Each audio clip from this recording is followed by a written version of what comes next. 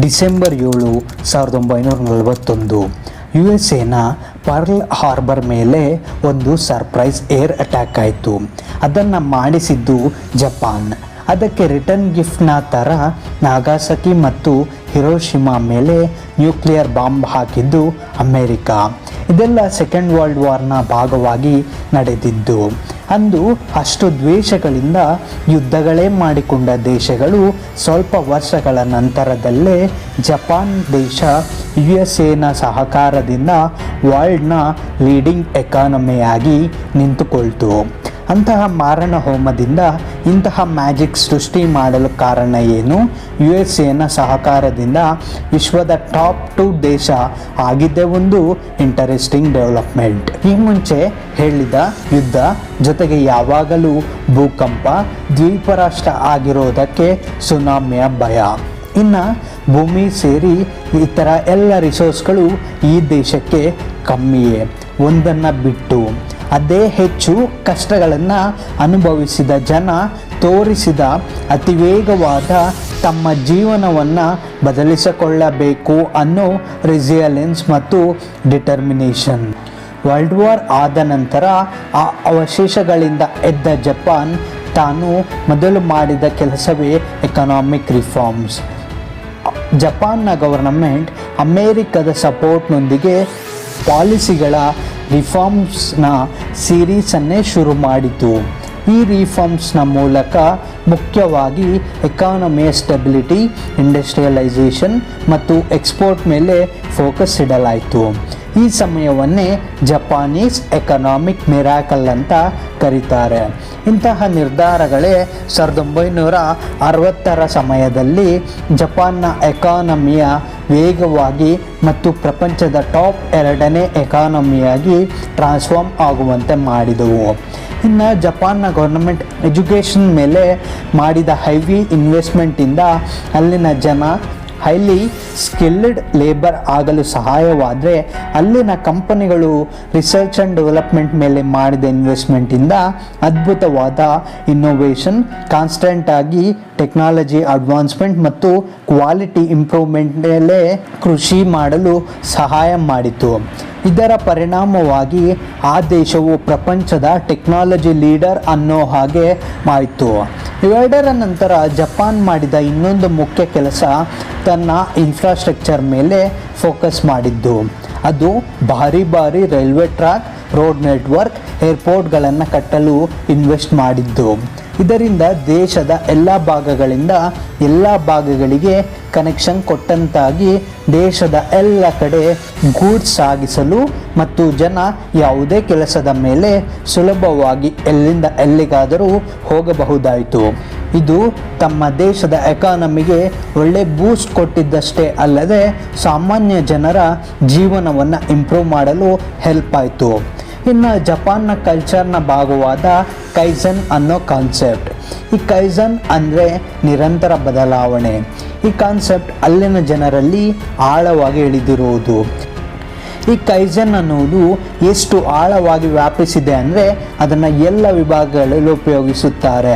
ಅದು ಮ್ಯಾನುಫ್ಯಾಕ್ಚರಿಂಗ್ ಮಾಡುವ ಫ್ಯಾಕ್ಟರಿಯಿಂದ ಹಿಡಿದು ಕಸ್ಟಮರ್ ಸರ್ವಿಸ್ನವರೆಗೂ ಅವರು ಉಪಯೋಗಿಸುತ್ತಾರೆ.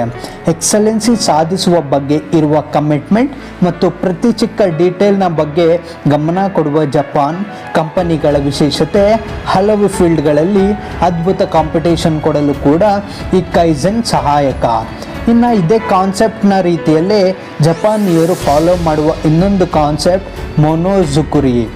ಈ ಕಾನ್ಸೆಪ್ಟ್ನ ಅರ್ಥ ಪ್ರತಿಯೊಬ್ಬ ವ್ಯಕ್ತಿಯು ಕೌಶಲ್ಯತೆಗೆ, ನಿಖರತೆಗೆ ಮತ್ತು ಅಟೆನ್ಷನ್ನ ಡೀಟೇಲ್ಸ್ನ ಕಡೆಗೆ ಗಮನ ಕೊಡುವುದನ್ನು ಸಾಕಾರಗೊಳಿಸಿಕೊಳ್ಳುವುದು. ಇದರಿಂದಲೂ ಕೂಡ ಜಪಾನ್ನ ಬಗೆಗಿನ ಹೈ ಕ್ವಾಲಿಟಿ ಪ್ರಾಡಕ್ಟ್ಸ್ ಆದ ಆಟೋಮೊಬೈಲ್ ಇಂದ ಹಿಡಿದು ಎಲೆಕ್ಟ್ರಾನಿಕ್ಗಳವರೆಗಿನ ರೆಪ್ಯುಟೇಷನ್ನ ಹೆಚ್ಚಿಸಿದೆ. ಜಪಾನ್ ಸಕ್ಸಸ್ ಬಗೆಗಿನ ಇನ್ನೊಂದು ಕಾನ್ಸೆಪ್ಟ್. ಈ ಕಾನ್ಸೆಪ್ಟ್ನ ಓದಲು ಸ್ವಲ್ಪ ಕಷ್ಟ ಆಗ್ತಿದೆ, ಇದನ್ನು ಸ್ಕ್ರೀನ್ ಮೇಲೆ ಕೊಡ್ತೀನಿ, ನೀವೇ ಓದ್ಕೊಳ್ಳಿ. ಈ ಸಿಸ್ಟಮ್ನ ಮುಖ್ಯವಾಗಿ ಬಿಸ್ನೆಸ್ಸಲ್ಲಿ ಅವರು ಬಳಸುತ್ತಾರೆ.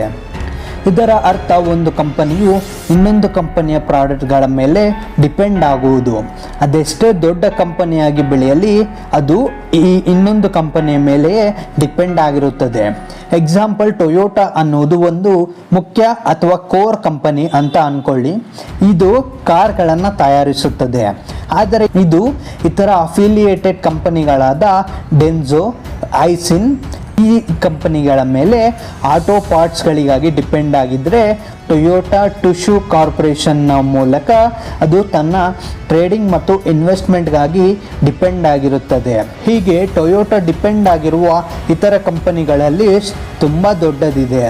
ಈ ಮಾಡೆಲಿಂದ ಫಾರಿನ್ ಕಂಪನಿಗಳ ಮೇಲೆ ಹಿಡಿತ ಸಾಧಿಸಿ ಆ ಕಂಪನಿಗಳನ್ನು ಓಡಿಸಲು ತಮ್ಮ ಪ್ರಾಡಕ್ಟ್ನ ರಾ ಮೆಟೀರಿಯಲ್ನ ಹೆಚ್ಚಿನ ಕ್ವಾಲಿಟಿಯಿಂದ ತಂದುಕೊಳ್ಳಲು ಸಾಧ್ಯವಾಗುತ್ತದೆ. ಒಂದು ಫೀಲ್ಡ್ಗೆ ಒಂದು ಕಂಪನಿ ಇದ್ದರೆ ಅದು ತನ್ನ ಎಲ್ಲ ಗಮನವನ್ನು ಹಾಕಿ ತನ್ನ ರಾ ಮೆಟೀರಿಯಲ್ ಅಥವಾ ತಾನು ಮಾಡುವ ಕೆಲಸದ ಮೇಲೆ 100% ಕಾನ್ಸಂಟ್ರೇಷನ್ ನೀಡಲು ಸಹಾಯವಾಗಿ ತಮ್ಮ ಪ್ರಾಡಕ್ಟ್ಗಳ ಕ್ವಾಲಿಟಿಯನ್ನು ಹೆಚ್ಚಿಸಲು ಸಾಧ್ಯವಾಗುತ್ತದೆ. ಇನ್ನು ಜಪಾನ್ನ ಡೆವಲಪ್ಮೆಂಟ್ ಕೇವಲ ಎಕಾನಮಿಕ್ ಗ್ರೋತ್ ಅಷ್ಟೇ ಅಲ್ಲ, ತಮ್ಮ ಕಲ್ಚರ್ನ ನವೋದಯ ಕೂಡ ಈ ಪೀರಿಯಡ್ನಲ್ಲಿ ಆಯಿತು. ಜಪಾನ್ನ ಕಲೆ, ಸಿನಿಮಾ, ಆ್ಯನಿಮಿ ಮತ್ತು ಆಹಾರ ಕೂಡ ಪ್ರಪಂಚದೆಲ್ಲೆಡೆ ಪ್ರಚಾರ ಇಲ್ಲದೆ ಅಪ್ರಿಸಿಯೇಷನ್ ಪಡೆಯಿತು. ಈ ಕಲ್ಚರ್ನ ವರ್ಚಸ್ಸು ಜಪಾನ್ ಬಗೆಗಿನ ಇಂಟರ್ನ್ಯಾಷನಲ್ ಇಮೇಜ್ನ ಮತ್ತಷ್ಟು ಹೆಚ್ಚಿಸಿದಷ್ಟೇ ಅಲ್ಲದೆ ದೇಶದಲ್ಲಿ ಟೂರಿಸಂ ಮತ್ತು ಎಕ್ಸ್ಪೋರ್ಟ್ಸ್ಗೆ ಬಹಳ ಸಹಾಯವಾಯಿತು. ಈ ಕಲ್ಚರಲ್ ವರ್ಚಸ್ಸು ಜಪಾನ್ ಬಗೆಗಿನ ಇಂಟರ್ನ್ಯಾಷನಲ್ ಇಮೇಜ್ನ ಮತ್ತಷ್ಟು ಹೆಚ್ಚಿಸಿದ್ದಷ್ಟೇ ಅಲ್ಲದೆ ಈ ದೇಶದಲ್ಲಿ ಟೂರಿಸಂ ಮತ್ತು ಎಕ್ಸ್ಪೋರ್ಟ್ಸ್ಗೆ ಕೂಡ ಬಹಳ ಸಹಾಯವಾಯಿತು. ಇದೆಲ್ಲ ಪಾಸಿಟಿವ್ಸ್ ಆದರೆ ಇತ್ತೀಚೆಗೆ ಜಪಾನ್ ಕೆಲವು ಚಾಲೆಂಜ್ಗಳನ್ನು ಕೂಡ ಎದುರಿಸುತ್ತಿದೆ.